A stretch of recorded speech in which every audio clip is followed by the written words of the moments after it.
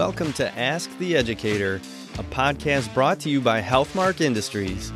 Are you a sterile processing technician or manager? Maybe you work in infection prevention or biomedical engineering. Whether you're a frontline tech, endoscopy tech, OR nurse, or surgical services administrator, you undoubtedly have influence in medical device processing at your facility. In each episode, we speak with experts from the Healthmark Clinical Affairs team, industry leaders, or special guests from the trenches to answer your questions and bring you relevant industry information, equipping you for excellence in medical device processing. My name is Kevin Anderson, and I will be your host. Now let's get started. Hello, everyone. This is Kevin Anderson with the Ask the Educator podcast. With me, I have a co-host for the first time ever, Adam Okada. Adam, thanks for joining me on this episode. I'm looking forward to this interview. Oh, yeah, me too. This is one of the most exciting topics I think we've ever had on the podcast. So, yeah, it's a great time to be a co-host for the first time. Thanks, Adam. Yeah, it's going to be a good one. And so without further ado, I'd just like to introduce our guest, Etay Gafni. And I said it right this time? Yes, perfectly. Thank you. Excellent. Well, thank you for joining us. Thank you for reaching out and wanting to share more about this platform that you've come up with. But before we get into that part, I just want people to have the opportunity to learn a little bit about you and what your background is. Yeah. Oh, thank you. Thank you for having me. Yeah. So as you heard, my name is Etay, and I am CEO of Layerjot. And my background is coming from design and product development, especially software. I spent many years in different startups and enterprise companies and been working on Layerjot for the last 4 years. Wow. So how in the world does a software engineer by trade and by career, how did they get introduced to the sterile processing space? How did that work out for you? Yeah. So it's a great question because, usually you come from the domain. Yeah. Working on something.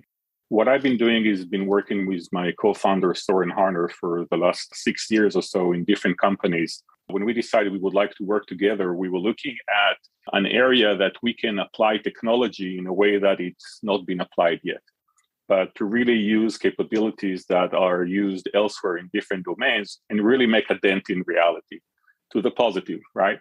So we were looking at areas that have a high cost of error.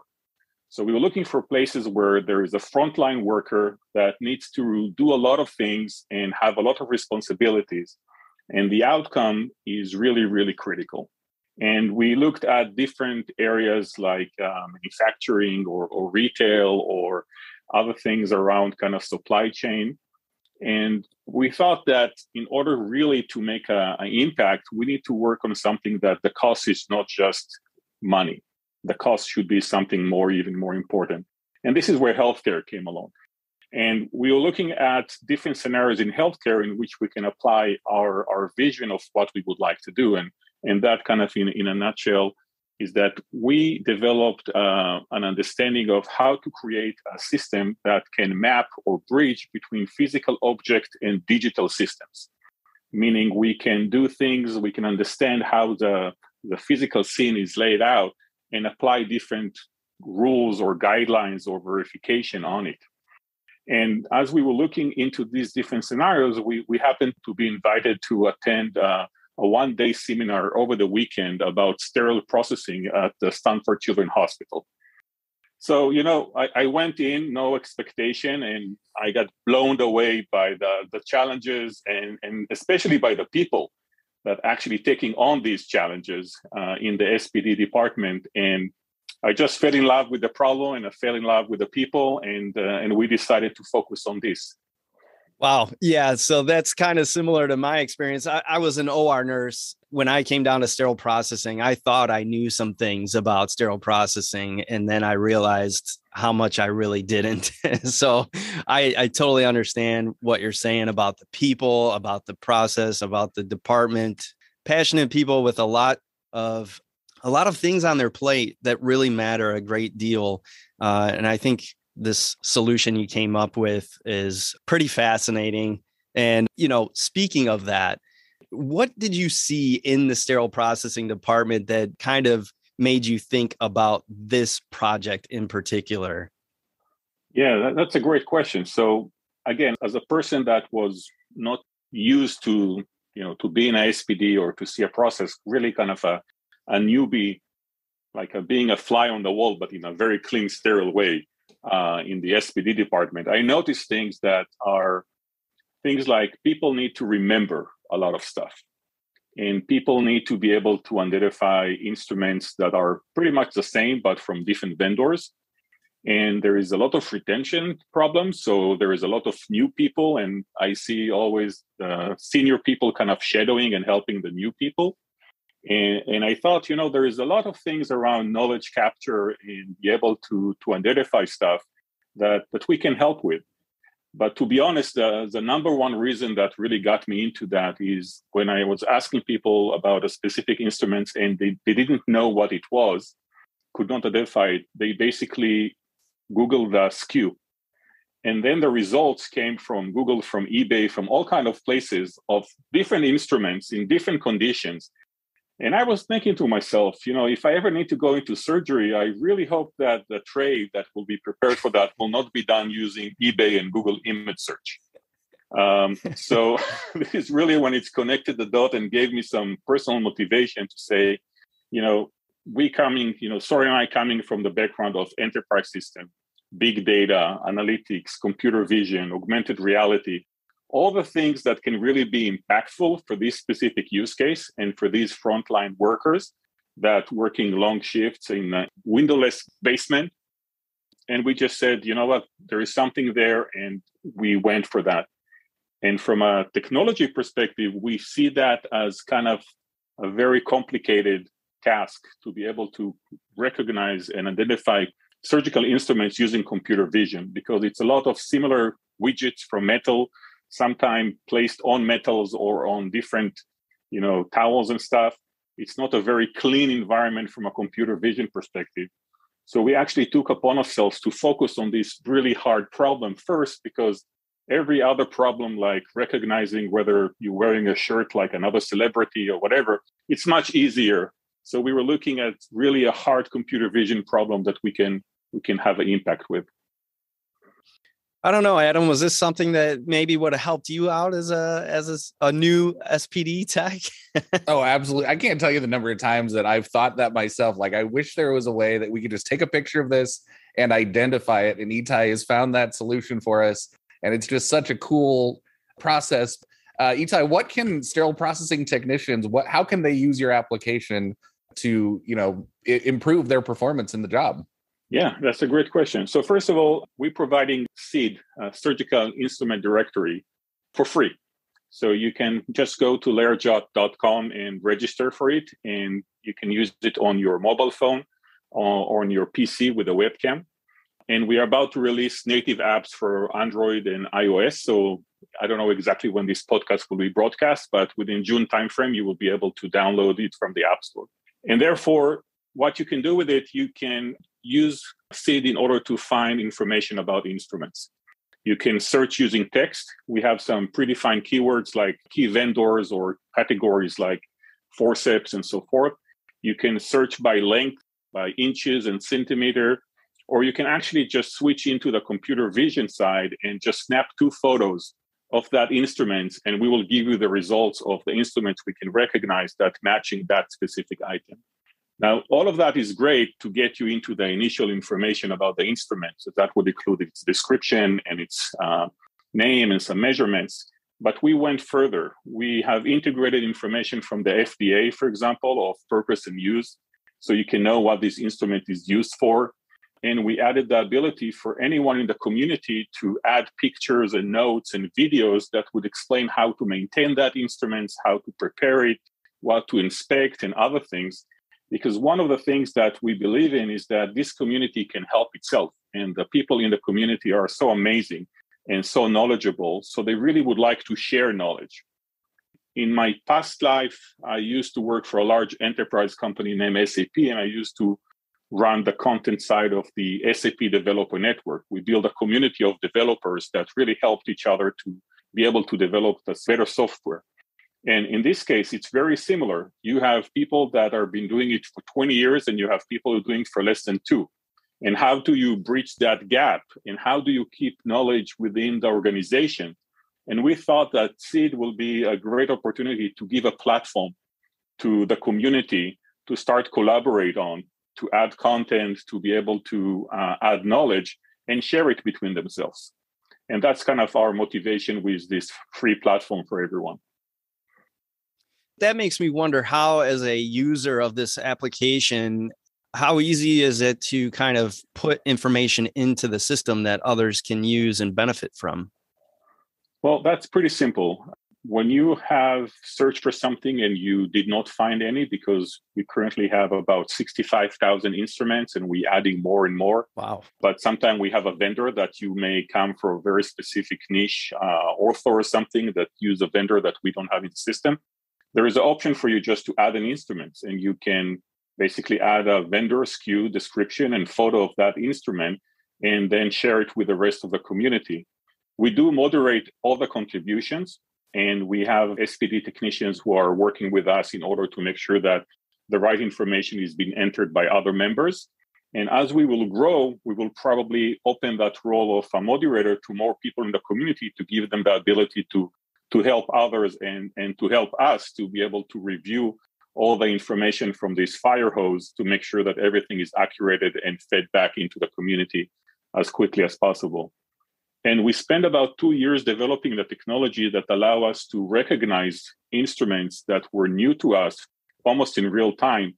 So we encourage people to take 10 photos or 20 photos of instruments on our specific mat so we can get measurements correctly. And then they send all of these pictures to us. We just review them. And as soon as we approve them, these instruments can be recognized by all the community members. So imagine that your hospital is contributing and you have a lot of instruments that you care about. By doing that, you're helping many other hospitals that may not get to that, and many other technicians that may not be as familiar as you with that specific instrument. You know, I'm kind of glad you brought up the mat because I happened to notice this thing, and I don't know if it was online through a social media post or just through your website. I happened to see that mat sitting there, and it looks like it's basically the size of a regular piece of paper. Is that right? Yeah. So the mat is kind of an ongoing story. We have a love-hate relationship with it. So the system can work without the mat, okay, but it's much more accurate when you have the mat because it has all kind of markers on them that allow us to measure and adjust the image to a specific size. And that also allow us to have a area that is totally white so we can calibrate colors and other things. So there is some technical reasons that are doing that, and the barrier for the user of having to have the mat is known, and we are working to remove it, but for now we still need it. But the interesting thing about the mat is that we've been experimenting with a lot of different things, different pads and different materials. And at the end of the day, we had one of the SPD managers said, why can't I just print it? I have a printer here, I'm printing the count sheets. Why can't I just print it and throw it away? And we're like, yes, I guess we tried to over-engineer it. But, right.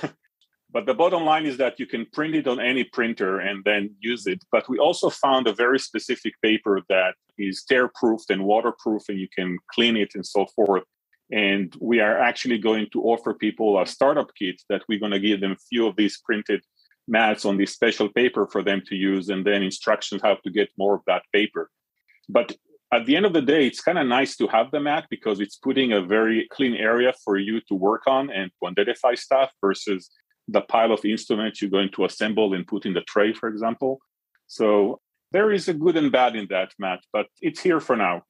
We'll see later. It's funny because I was thinking about like the surface that everyone is working on, and usually it's stainless steel, and having a stainless steel instrument against another stainless steel backdrop could be challenging for, I would guess, for the machine learning aspect of things. But the reason I asked about the mat as well was because of the various sizes of instruments too. So if somebody were to have an enormous instrument that didn't fit on the mat, should they still go about trying to get all these pictures and things like that for you. And what would that look like? Yeah.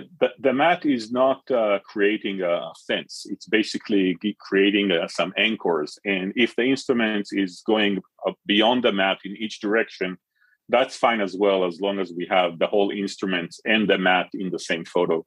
So there's no problem with that. We went with the letter size /A4 paper because it's the most common one to be printed. We have A3 or bigger versions as well. But to be honest, we don't need that. In the future, it may turn into something smaller or may go away altogether. But like you said, the main purpose we have now is to differentiate the area that you're doing identification from the mess of other instruments that may be there.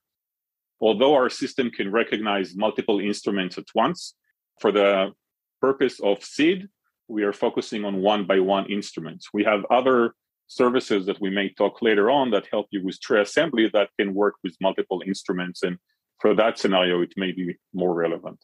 Yeah, Etay, I was going to ask you, like, that kind of brings me to my next question, which was, what do you think future developments or what kind of future do you see for SID and Layerjot moving forward with this? Yeah, so what we would like to do is to really dig into SID and to go into two specific vectors or specific areas. One is to establish the biggest, widest, best catalog of surgical instruments across vendors that is not just computer vision enabled, that you can recognize it, but even a simple thing as having a photo or multiple photos per instrument will be a huge help for the community. So by getting people to crowdsource and to help us build that specific catalog, that's kind of our number one goal. The second one is to really improve the user experience and really make SID part of your daily workflow. And for that, we talked about it a little bit in the previous call, but just to go through some of the ideas. Right now, and again, taking from my user experience background, I was trying to create experiences that were very natural to people. So we created two things. One is a mobile app that you can easily, like an Amazon app or a shopping app, take photos of things and it tell you what it is and you can do things and get information. So that was a known paradigm. The second is using a webcam connected to your PC station and have everything done using either the touchscreen or a keyboard. So again, we would like to do that. And we have technologies of hand tracking and gesture recognition that allow us basically to start creating experiences that will allow you to use SID in a way that it's really, really innovative. And I'll give you a couple of examples.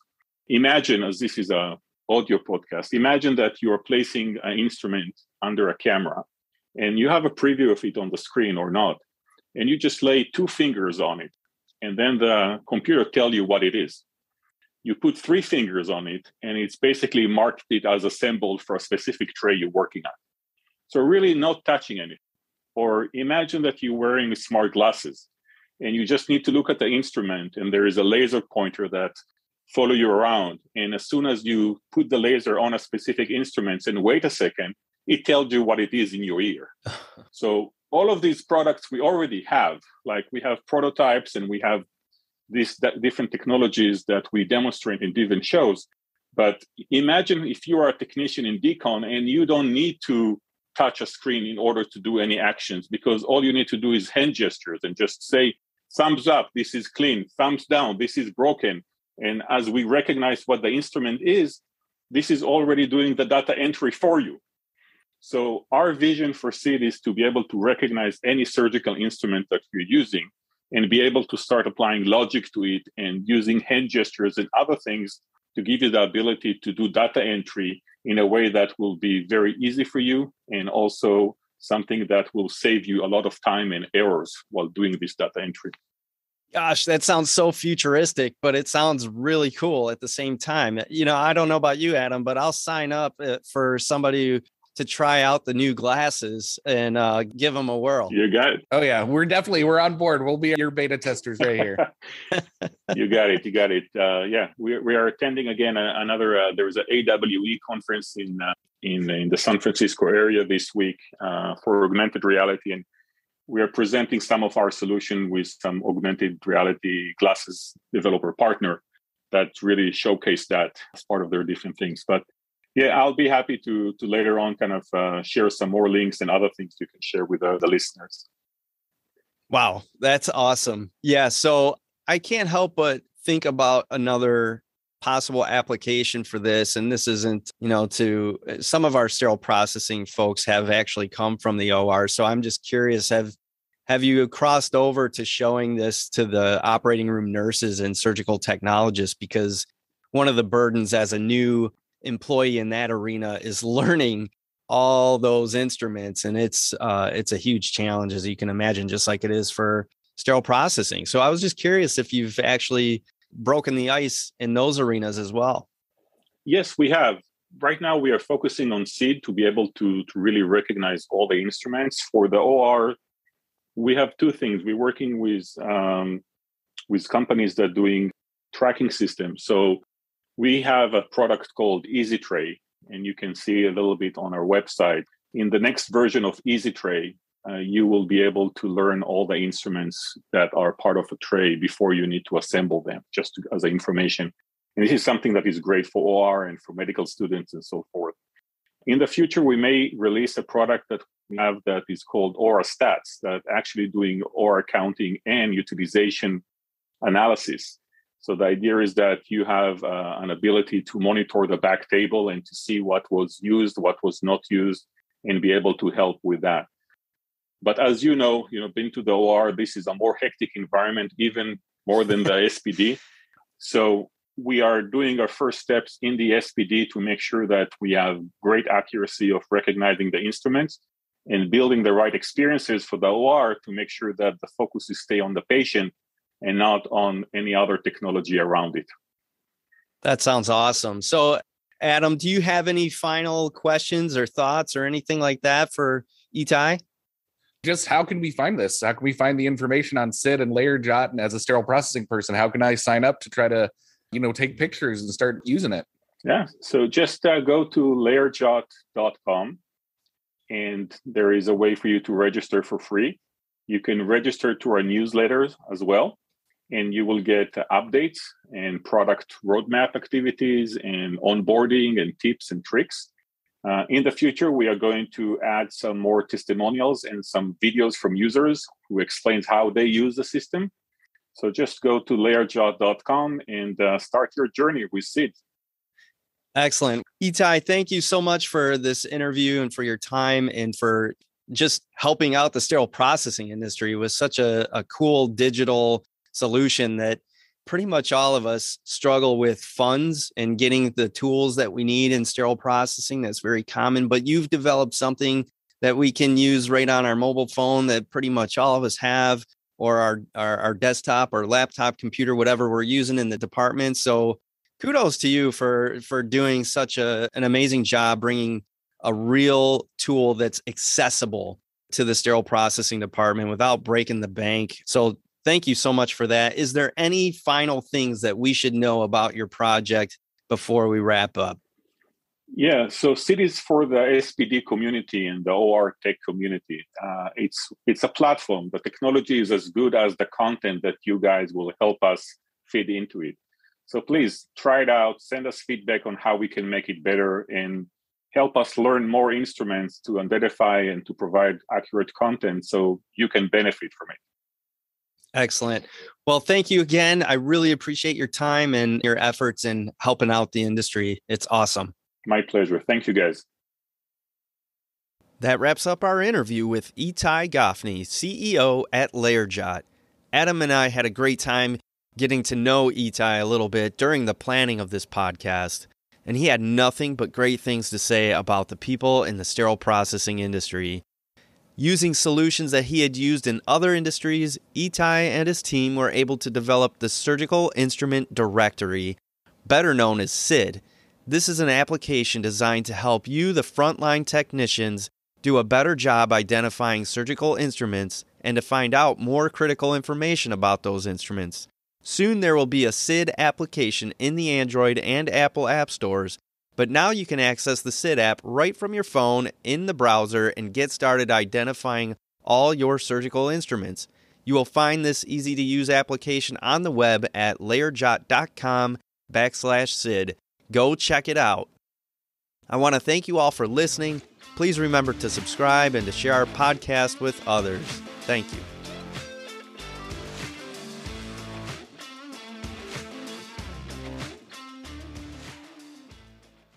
All opinions expressed on this show are those of the presenters.